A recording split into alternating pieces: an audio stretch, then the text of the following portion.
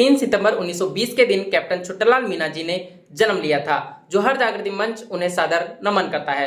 1951 में कैप्टन छुट्टालाल मीना जी सेवानिवृत्त हुए और उसके बाद राजनीति में आए। राजनीति में आकर वो विधायक बने और सांसद बने तथा समाज के मुद्दों को विधानसभा तथा संसद में उठाने लगे।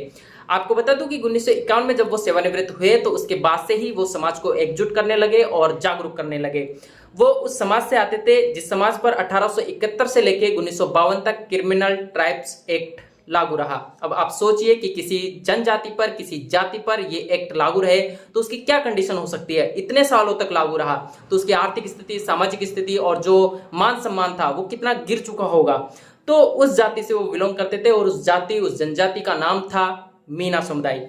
मीना समुदाय को आरक्षण देने की जब बात चली तो काफी सारे गलियारों से ये निकल कर आया कि हाँ, मीना जो जनजाति है वो आदिवासी है और ये एसटी में शामिल होने के लिए बिल्कुल परफेक्ट है।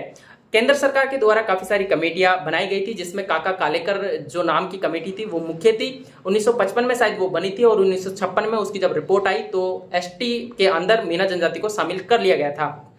काका कालेकर कमेटी का मानना था कि हाँ, जो मीना समुदाय है, मीना जनजाति है, उसका एक अलग तरह से रहन सहन, परंपरा, बोली, भाषा, उसके अलावा उसका जो जीने का तरीका है, पहनावा है, वो बिल्कुल अलग है और ये आदिवासी के रूप में फिट बैठती है। तो इस तरीके से उसको एसटी के अंदर शामिल कर लिया गया। अब बात आती है कि जो मीना समुदाय के और अन्य जो समुदाय के लोग थे उन्होंने भी काफी संघर्ष किया, जिनमें छुट्टालाल जी भी थे और इन्होंने 1951 से ही मीना समाज को जागृत करना स्टार्ट कर दिया था। और काका कालेकर जो कमेटी थी उसका मुख्य रूप से इसमें रोल था एसटी में मीना जनजाति को शामिल करवाने के लिए। तो जोहार जागृति मंच की तरफ से कैप्टन छुट्टालाल मीना जी को और अन्य जो क्रांतिकारी थे, अन्य जो समाज के पुरोधा थे, उन सबको नमन, जिन्होंने मीना समुदाय को ऊंचाइयों तक पहुंचाने के लिए संघर्ष किया। और जोहार जागृति मंच की तरफ से इन सबको धन्यवाद। आप सभी साथियों से भी यही कहना है जोहार जागृति मंच का कि काफी सारी पुस्तकें आ रही हैं जो कि आदिवासियों के इतिहास पर आधारित है। उन पुस्तकों को पढ़े, आदिवासियों का इतिहास पढ़े और ताकि आपको जानकारी हो कि हाँ, हमारे समाज से भी काफी सारे ऐसे लोग थे जिन्होंने काफी सारा अच्छा काम किया है। क्योंकि स्कूली किताबों में हमारे लोगों को इतना जगह नहीं दी गई है क्योंकि वो मुख्यधारा से पिछड़े हुए थे, अलग थे। जो लेखक हैं, स्कूली किताबों के जो लेखक हैं, उनके पास आदिवासियों के इतिहास, आदिवासियों के जो तथ्य हैं वो नहीं पहुंच पाए हैं।